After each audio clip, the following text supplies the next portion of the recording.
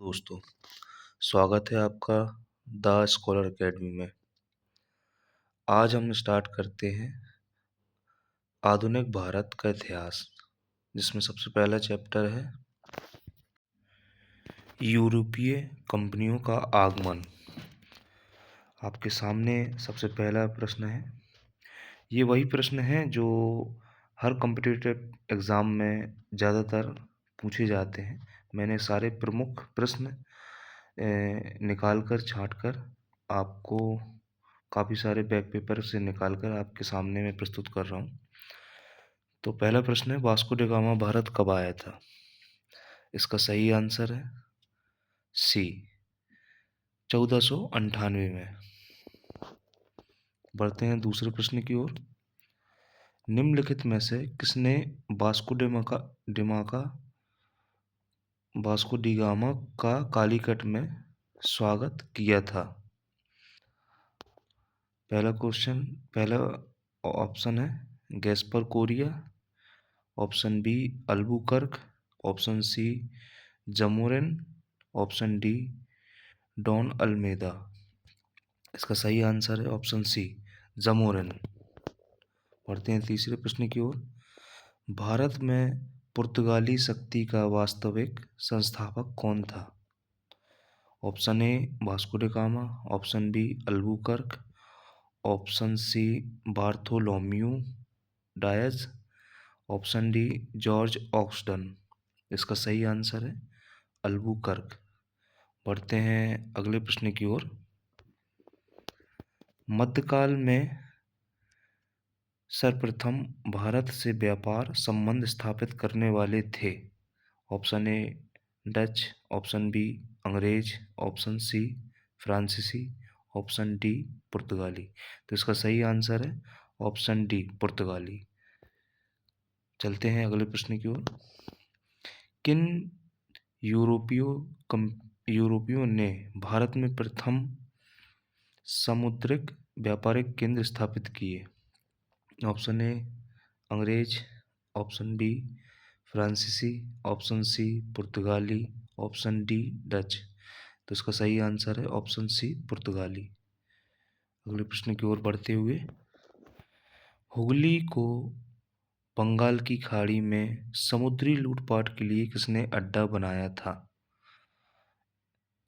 Option A पुर्तगालियों ने, option B France वासियों ने, ऑप्शन सी डेनमार्क वासियों ने, ऑप्शन डी अंग्रेजों ने। इसका सही आंसर है ऑप्शन ए पुर्तगालियों ने। नीचे आप पढ़ सकते हैं, पुर्तगालियों द्वारा हुगली को बंगाल की खाड़ी में समुद्री लूटपाट के लिए अड्डे के रूप में इस्तेमाल किया जाता था।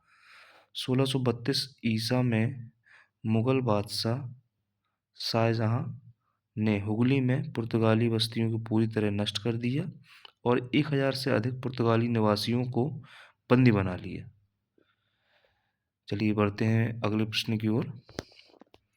निम्नलिखित में से कौन कलकत्ता का संस्थापक था? Option A Charles Eyre, option B Job Charnock, option C Gerald Aungier, option D William Norris. इसका सही आंसर है ऑप्शन बी जॉब चार्नक। बढ़ते हैं अगले प्रश्न की ओर।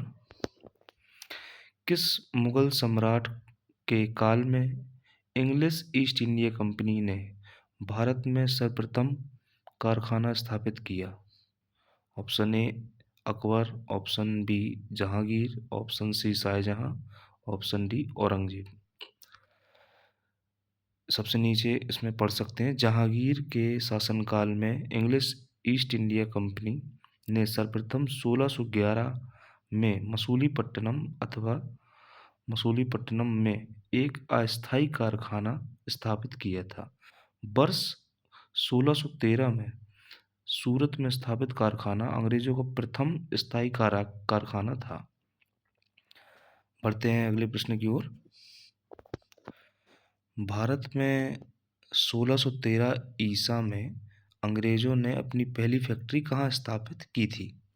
जैसे कि आपने पिछले प्रश्न में पढ़ा है, तो इसका सही आंसर है सी भारत में 1613 ईसा में अंग्रेजों ने पहली फैक्ट्री कहाँ स्थापित की? तो वो है सूरत। बढ़ते हैं अगले प्रश्न की ओर। ईस्ट इंडिया कंपनी की प्रथम फैक्ट्री कहाँ स्थापित की गई थी? Option A Pune, option B Goa में, ऑप्शन सी पांडिचेरी में, ऑप्शन डी सूरत में। ये पिछले प्रश्नों से संबंधित ही क्वेश्चन है। ऑप्शन डी सूरत में। बढ़ते हैं अगले प्रश्न की ओर। निम्नलिखित यूरोपीय व्यापारिक कंपनियों में से किसने सूरत में सर्वप्रथम अपना कारखाना स्थापित किया था? ऑप्शन ए डचों ने, ऑप्शन बी अंग्रेजों ने, ऑप्शन सी फ्रांसीसियों ने, ऑप्शन डी पुर्तगालियों ने। तो इसका सही आंसर है ऑप्शन बी अंग्रेजों ने। इसके नीचे लिखा हुआ है, पढ़ सकते हैं। यूरोपीय व्यापारिक कंपनियों में से ब्रिटिश ईस्ट इंडिया कंपनी ने सर्वप्रथम सूरत में फैक्ट्री स्थापित की थी। 1613 ईसा में जहांगीर ने अंग्रेजों को सूरत में स्थायी कारखाना स्थापित करने की अनुमति दी थी। सूरत में डचों द्वारा फैक्ट्री 1616 ईसा में, जबकि फ्रांसीसियों द्वारा 1668 ईसा में स्थापित की गई थी। ये क्वेश्चन बहुत ही इम्पोर्टेंट है। इसमें कहीं ना कहीं से प्रश्न किसी भी तरीके से घुमाकर पूछा जाता है, पर यह प्रश्न ज़्यादातर आता है।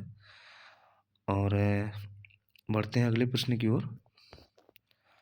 ब्रिटिश ईस्ट इंडिया कंपनी ने बम्बई किससे लिया था? ऑप्शन ए डचों में, ऑप्शन बी फ्रांसीसियों ने से, ऑप्शन सी डेनिशों से, ऑप्शन डी पुर्तगालियों से।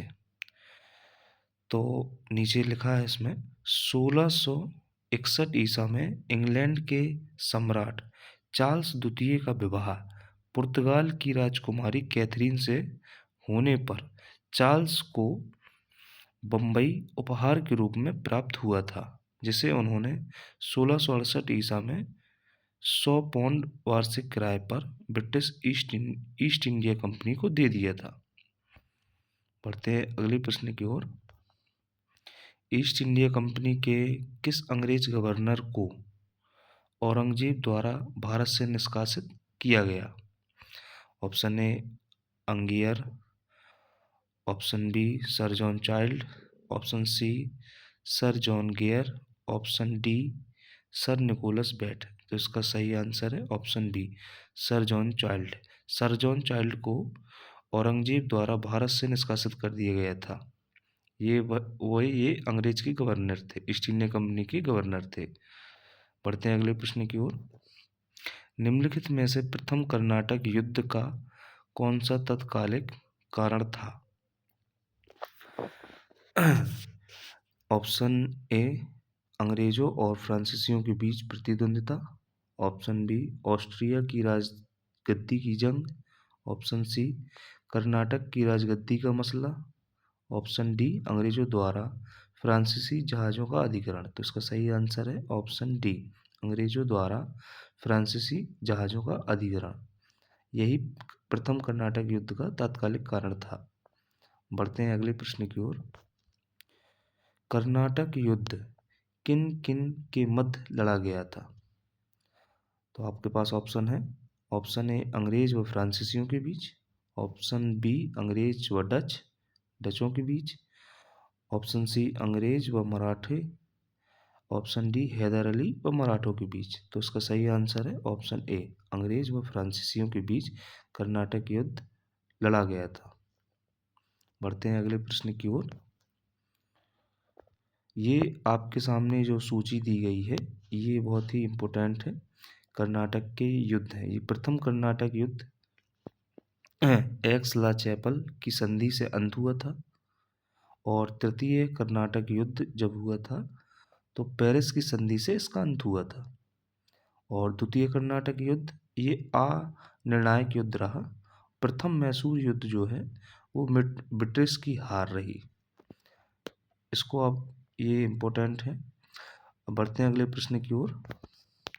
निम्नलिखित में से कौन सा प्रथम यूरोपियन व्यक्ति था जिसने भू क्षेत्र अर्जित करने के उद्देश्य से भारतीय राजाओं के झगड़ों में भाग लेने की नीति आरंभ की? तो option A Clive, option B Dupleix, option C Albuquerque, option D Warren Hastings. तो ऑप्शन बी इसका सही आंसर है, डुप्ले। डुप्ले ने ही ये प्रथम यूरोपियन व्यक्ति थे जिसने भू क्षेत्र अर्जित करने के उद्देश्य से भारतीय राजाओं के झगड़ों में भाग लेने की नीति आरंभ की थी। बढ़ते हैं अगले प्रश्न की ओर। भारत में फ्रांसीसियों ने अपना सबसे पहला कारखाना निम्न स्थानों में से कहाँ लगाया? Option A Surat, option B Pulicat, option C Cochin, option D Kasim Bazar. इसका सही आंसर है ऑप्शन ए सूरत। भारत में फ्रांसीसियों ने अपना सबसे पहला कारखाना सूरत में लगाया था। बढ़ते हैं अगले प्रश्न की ओर। निम्नलिखित में से किसे भारत में फ्रांसीसी कंपनी का संस्थापक माना जाता है? Option A Richelieu, option B Mazarin, option C Colbert, option D Francois Martin. इसका सही आंसर है काल्वर्ट। भारत में फ्रांसीसी कंपनी के संस्थापक इन्हें माना जाता है, काल्वर्ट को। बढ़ते हैं अगले प्रश्न की ओर। बंगाल में निम्न में से कौन सा कारखाना डचों ने स्थापित किया था? Option A Bandel, option B Chinsurah, option C Hooghly, option D Serampore. तो इसका सही आंसर है ऑप्शन बी चिंसूरा। बढ़ते हैं अगले प्रश्न की ओर। फ्रांसीसी दक्कन में शक्ति आंदोलन स्थापित करने में असफल रहे क्योंकि?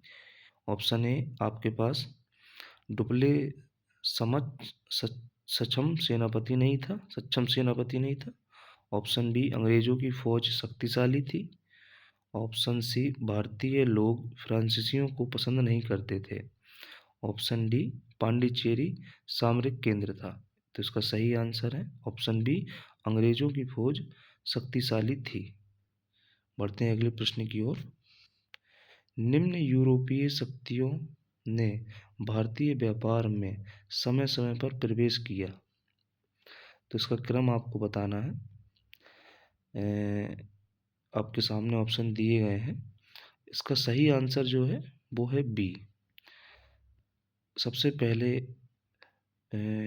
व्यापार के उद्देश्य से समय समय में जो प्रवेश हुए हैं बाहरी लोगों का, विदेशी लोगों का, यूरोपीय लोगों का, तो ऑप्शन बी इसका सही आंसर है। पहले सबसे पहले आए पुर्तगाली, उसके बाद डच लोग आए और उसके बाद अंग्रेज, सबसे लास्ट में आते हैं फ्रांसीसी। ये क्रम बहुत ही इम्पोर्टेंट है, इसको याद रखिएगा। और बढ़ते हैं अगले प्रश्न की ओर।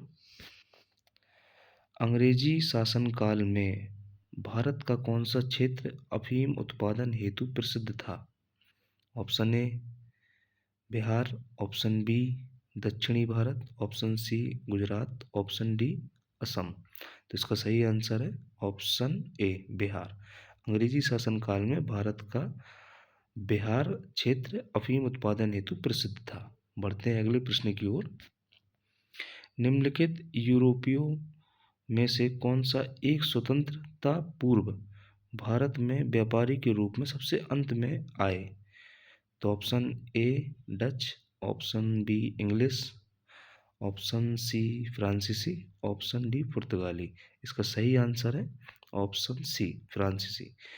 फ्रांसीसी ही स्वतंत्रता पूर्व भारत में व्यापारी के रूप में सबसे अंत में आए थे। आज के लिए थैंक यू।